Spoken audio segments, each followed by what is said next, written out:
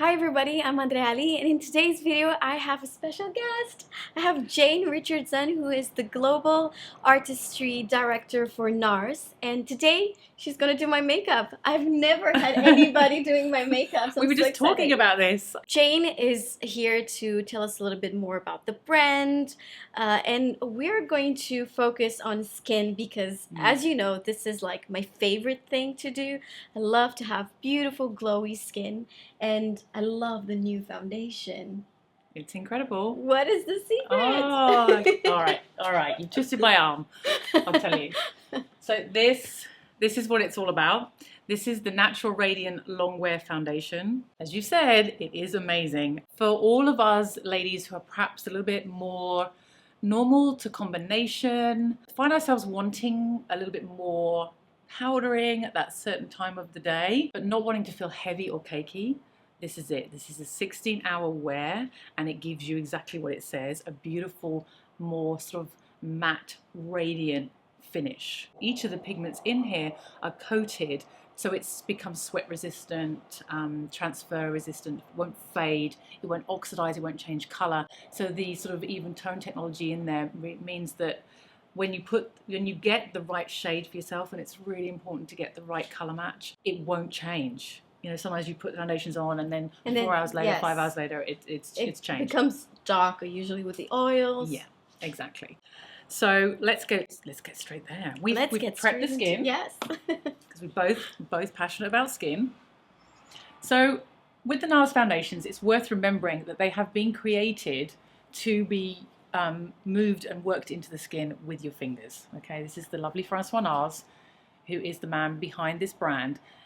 Was known back in the day as light-handed Francois, and that was because he always made skin look like skin. So he was pioneering at that particular time and really transformed the way we started to see complexion. Of course, it's a medium to full, it's a buildable coverage. So if for those ladies who do want to apply a little bit more, you still have that option. But today I'm just going to use it so it's just like your skin, but just a little bit better. Just look up. And can you tell me, please, what color are you using on me? So I think we went for in the end for Fiji, right? Let me just triple. We did. It's Fiji. So we've made it really easy. There are 33 shades, and it's really easy now to color match. So if I can just mention that color matching, as you know, as an artist, is really important. As artists, we can put any shades on and make them work for the most part, but it's really important to color match to your skin tone first and then get the warmth from the blusher and the bronzing powder. We were talking about this. We suffer from breakouts. Yes, as you can see, I got the situation. Alex named the big one in here. The situation is happening. He said, this one is Jim. So if you, like us, if you have situations sometimes, don't worry, it's okay. We all have this, okay? Just use the foundation. All I'm doing is I'm expanding it and pushing it down towards the actual jawline. And then the rest of the coverage I will get from the actual concealer that I'm going to be using as well. So I'm old school, so I put the foundation underneath the eyes because, again, for me, that can start taking a certain amount of the redness, darkness, any sort of pigmentation differences away, and requiring therefore less concealer. That's the only reason, but if you want to do it the other way around, absolutely fine. A little bit goes a long way with this foundation. What I love about it is that you can add just a tiny little bit, even if you're using a sponge. I would say that 2 pumps are enough for the whole face. And then if you have breakouts like me, you can build it. So it's a buildable formula. At least this is how I feel it. Depends on how, it really does depend on the look and the finish and how much product you want to use that day. And I think the rest of the time, when you all just need to step away from the mirror at some point. Especially the magnifying. Right, step away from the mirror, realize that the world sees us from here, and we see ourselves from so close, don't we? We can see everything. So let's just start warming you up. So I'm just going to get a little bit of the Laguna Fluid. The camera doesn't do it justice. Right? It has a gold shimmer to it. Exactly, you describe it perfectly. So how I would do it is just put it's a great technique called blobs. I guess just blobs. Okay. So use your blobs, and then you want the actual depth to be back towards the actual hairline. because the sun will hit you on your highest points, which is here. So what you're doing as well is you're getting the warmth, but you're also starting to build dimension. And I'm just feeling the cheekbone. That's another reason I actually like working with fingers, especially when I'm personally teaching women how to do their makeup, is to sort of really become a little bit more into your own bone structure. So this is all before powdering. You building first up dimension. Apply all the liquids. I do all the liquids. That's how I personally prefer to work. I'm now going to introduce a little bit of the orgasm liquid as well, and then I'm going to use concealer. So I just like doing this. When I started to do makeup, I remember that you were not even a makeup artist if you didn't have an orgasm blush in your kit. You're absolutely right. Yeah. Right? Yeah. It was one of those things that you'd have to have in your kit to sort of prove that you knew your stuff. Exactly. Right? Because back then as well, Nars was like a little bit of a secret club that only the makeup professionals knew about. And I think the orgasm matches everybody. Absolutely. It has a pinkish, peachy with a little bit of golden. Gold sheen. I love it. Yeah. This is the Radiant Creamy Concealer, which goes incredibly well with the foundation. This is such a good concealer. So I tend to use three. One which is slightly lighter than the skin tone, one which has a bit more pink in, sort of counteract the blue, and another one which matches the skin. So what shades are you mixing? So I have vanilla, honey, so we'll start getting hungry, custard. Custard has always been my go-to. Yeah. So I'm just going to put a little bit. Now, I was talking earlier about the fact that I liked how your eyelids looked. Thank you. The texture. I'm fascinated by what people would actually probably see as an imperfection. They'd cover it up, that redness and that brown undertone. I actually really like, so I'm going to keep it there to create interest. So all I'm doing is using, using this concealer just here. Again, you can see, going back to my fingers. So then we're using a little bit of custard, which is more the skin tone, just sort of around the nose, where we all get a little bit red. The concealers are great because you can use them to highlight, you can use them to contour, they're really versatile. We won't necessarily cover everything up because it creates more interest. I know for sure that you don't cover freckles. If you were working with Francois Nars backstage and you had a model with freckles and you covered them up, it's a problem. There'd be a conversation. I think there would be a conversation for sure. They are beautiful, and it's funny though, isn't it? Because it's only when you get older that you start realizing that you are who you are. You can't try and, I like putting a bit of bronzer on every now and then, but there's a part of me that's realised I'm pale. Hi, I'm Jane and I'm pale. And I've just got to stop fighting. It's the fake tans were never really working for me. And it was just a little... So I just stick with the red hair and the... But your skin looks amazing. I don't know how you guys can see it from that distance, but from here, your skin looks amazing. What is your lipstick? I know that people will ask me. Okay, so it's Dragon Girl. I'm a velvet matte lip pencil freak. Okay. I love them because it's like... You can easily use them. It's like being a kid with a crayon, isn't it? So the Dragon Girl red is the one I go for. Dragon Girl. Mm-hmm. Okay, so a little bit of Copacabana, biggest selling multiple stick. Use this a lot backstage as well, just to bring in the light. Now you already have these great brow bones here, so you're the kind of woman I would not put a highlight there because Mother Nature has already done that. There are two ways to powder. And again, depending on what you're watching on video, and there are loads of how-to videos out there, if I really want my makeup to last, I will apply it with a powder puff. So one of those little powder puffs here. Oh my God. What do you use? The powder puff. Oh, great. We're going to be such good friends. Now I've just mixed, this is the Velvet Loose Powder. So again, I go with the classic. Whenever I'm doing red carpet or any photographic, I will go with the actual classic I'm so glad powder. that you're actually mentioning the way you're applying the powder, because a lot of people are afraid of powdering, and they don't understand how important it is. Like nothing will last if you don't powder. Exactly, and I think that's I often try to sort of work out why that is, and I think it's perhaps we're still that generation away from when I first started using powders. We're 27 years ago maybe. you know, it was a case of they were really thick and heavy and very, very, very powdery. They weren't as finely milled. They didn't have ingredients in there to sort of trap essential moisture to the skin and maintain it. And we could still do a little bit more concealing here, but I'm going to leave it until the end and we'll see where we go. Get rid of the lines that will always settle, as we know. I know there's always women looking for that concealer that doesn't settle into the lines well. It doesn't exist. It doesn't exist. No. So by using a brush, it allows me to get the tip of the brush right to the lash line, which is where essentially you want it, because then your mascara won't run, your eyeliner won't run as much. And then whatever's left on my brush around the rest of that eye area. I mean, this is a good, a lot of people are asking me, how can I prevent the mascara from smudging? Yes, yeah. On my lower lash. And this is actually powder. It's your trick. Yeah. Best friend. Yeah. And then I go around the little nose, you know, the little nooks and crannies. And as I say, if I had covered up the eyelids, I would have powdered the eyelids as well. What I'm going to do now is get a lovely... But she actually likes my eyelids. I love the colour. See, I like looking at the colours and what inspires me. And your lip colour's great. And I want this kind of, the tones to be very similar across your face when I work with you. Laguna. Why not? Let's bring in a little bit more Laguna. This is the Yachia brush, which is one of my favourite brushes. It's such a famous Swirling brush. it in, picking it up. I always push the pigment into the actual hair, then allows you to control it rather than the other way around. Again, we've got to remember where the sun hits.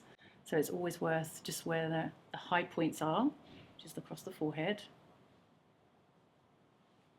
Picking up some more. And then we can come down and just use it over the cheek. You can use it for a contour if you want. That's totally up to you. So I'm using Tau. Okay, I love that color. It's like it has a desert rose, a little bit of gold shimmer. Yeah, yeah. Again, picking up the pigment, same brush, pushing it in. Let's go nearer the eyes just to give you a bit of a lift. Because your brow bone is like it actually, your eyes sit further back in your orbital socket. So we kind of want to, you've got great cheeks, but if we put the blusher too low on you, it draws the attention down here and drops your face down. So we need the blusher to be a little bit higher.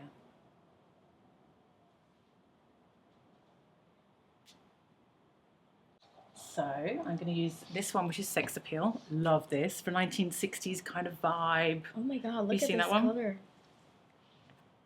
I'm not sure if you guys can see. Like, it's so pretty, and it's really soft. I don't know. Why do I like using it? Because it kind of gives us a sort of soft Hollywood finish, and I actually put it nearer to the nose. So when we're applying blusher, if you put things nearer to the nose, it's more youthful. It's more childlike. So I think that's probably why I'm doing it. Would you be able to use that color that you just used on me? Oh, with yeah. blush? It would look great even on... That's the best thing about the Nars blushes. Because of their translucency, there's high pigment. So don't be... When you go to the counter and you see the blushes, the ones which generally make you perhaps feel a little bit scared or that you would need to run for the doors screaming, they're the ones that actually you should pick up. The ones look a little bit more unusual. Gaiety is one of my favorites. I love it. Exhibit A, which is this beautiful matte 1970s red. It's incredible and it's right. This is my go-to palette right now. I love the fact the packaging now is thinner, lighter. As you know, traveling, you know, we need it to be lighter. It feels so good. It looks good, and then you just you have. It's such an it's probably one of the best color choices, like palette wise, I think we've ever had. And what's exciting about this is that this is the first time that you and I and the people buying the Wanted palette will experience the new formulations. So we've reformulated our eyeshadows. It's coming soon. Beautiful. Now I'm going to use this one here, which is this beautiful paprika. So what I'm going to do is I'm going to go back to that large dome brush because we want to get a diffused effect, and because I'm using the eyelid color that you have as well. So I'm picking up the pigment, I dust it off on my hand, and then I kind of pick it up. And the reason why I do this is then it reduces the fallout on the rest of the actual Oh, that's eye. a good tip. So the idea in my head is that I actually want to see your eyelid skin still through this. And I'm just softly going around. Open up. Always get a little bit of a few hairs just falling out, so let's get rid of those. Jane, so you have a really cool job. A lot of people do not know what is really a global artistry director does when it comes to such a great brand like Nars. So my job is essentially representing the brand on that sort of more artistic level.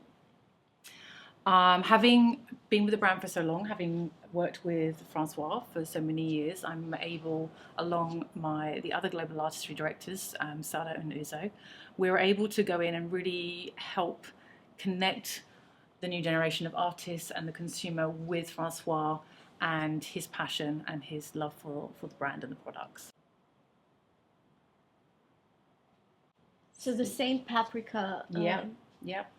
A lot of people Same would be shade. afraid of that because it has some red in red it. is supposed to make your eyes, but you know what? Red, if you have been crying, there's an emotion to it, and you capture that emotion. It's still quite soft and vulnerable. So I personally, from an artistic point of view, see that as opposed to redness and soreness and tiredness. Oh, what I love about this palette is the glittery eyeshadow, the metallics, yeah. The metallics. Oh, I love those. So we can literally get this beautiful sort of shimmering rose here and just pop it where I'm sort of seeing the light there on the lash line. Use the fingers just to sort of diffuse. Open up. Oh yeah, there we go. It's like jewelry. I love this. Jewelry, like you're just accessorizing. Just look down for me. I'm going to go underneath. So this will feel weird because you're used to doing it yourself. But the reason why we do this is obviously to thicken up those lashes. What is it? What is it that this you is use? Minogue. Minogue. This is the kohl liner. We have Via Veneto, which is the larger than life longwear eyeliner. So if you are someone that finds they move more, then it might be worth using that one, but I'd like the Minogue. So I'm going to go on the inner rim of the eye as well. All right, let's get mascara going. With the mascara, we've got the Black Wing Mascara, which is the lengthening and the volumizing, and I am going to give this to you. Oh yes, Right, I like know this. how to put it on. So the wand's really is more of a nylon wand, so it's great. It's doing what you're doing, that you're rolling it, so it creates that sort of separation. But it also helps with the pigment just to sort of make sure it goes from the roots right to the lash. You have the most amazing long lashes. Oh, thank you. Wow. So I was just telling Jane that I'm so curious and like so into her doing my eyebrows because, as you know, I kind of overdo them. What is that brush in your hand? This is just the eyebrow brush. No, that one. Oh, this one? This is Nigel's brow brush. That's so cute. It looks like an old-fashioned toothbrush, and you just kind of, brush everything through. And you can use gel over the top as well. We have a clear gel called Oral. Kinshasa is the darker brown. Maybe I'll use a little bit of that on you. Just to bring in a little bit more volume without the sort of pigment intensity from using either a pencil or... It's always worth remembering that we all have one round and one square brow. So one slightly higher and one slightly lower. So trying to get them to match can take you hours and it's not going to happen. But equally, if you do want more pointed arched brows, then find your arched brow, do that first, then you've got a visual guide for the other one. If you want more of a round brow, so maybe it's softer or just feel a different vibe, find your round brow, do that first, and then do the other side. Same with the lips. We have one which is more round and one which is more pointy. Yeah. So sisters, but not twins. Yes. So let's finish up with the lips. Who is behind the packaging at Nars? Because it's the best packaging in the world. Like, it's so velvety. And, like, I love it. Francois has always wanted the packaging to be sort of sensorial experience. So he wanted it from the moment you pick out your product to the moment you're actually using it for you to experience something. But he's always worked with Fabien Baron. They have had this very unique working relationship for years. Fabien was the one who worked with Francois on the logo, and which is now that on the white on the chalkboard kind of iconic logo, and they still work together now. Nothing goes out without both of their approval. Actually, I love Dragon Girl, but I also do love Intriguing Velvet Matte Lip Pencil. And again, I want to keep it a really soft vibe. So we're going to buff it in, but they are great to work with. You can use it instead of a pencil, like liner wise. Love, love, love. Great pigments. Feel fantastic on the lips. We've already discovered you love the Audacious Lipsticks. This is Bridget. So there's a couple of news. Anita's another good one, but this is pretty nice. So what I'm doing is I'm actually putting it right in the middle of your lips. Just close, and then go back. Final little zhuzh with the fingers for a very lovely pout. A bit of that. I think we're done. I think so. There we go. It's good. The lip is so natural. It's so me. This is so me. Something that I would do to myself. It looks so good. And now I'm noticing the brows. They're so soft. But still feel comfortable, But still feel like you. Still feel like me. I love how you, oh my god, I love the color. I like it a lot. You can see just sort of the tones just mixed together. So when you are using color, but still maintaining the softness. So this has been a wonderful experience, and I'm so happy to have got to work with this beautiful face. Thank you so much. And share the world of Nars with you all. So enjoy your makeup, have fun, and we'll see you soon. Thank you so much. You're so welcome. This has been been fun. It has been fun. Such a great experience. Thank you so much. Thank you. So guys, don't forget to like this video, subscribe to my channel for more videos like this, and thank you so much, Jane. It's been a pleasure. Thank you. Bye. Bye.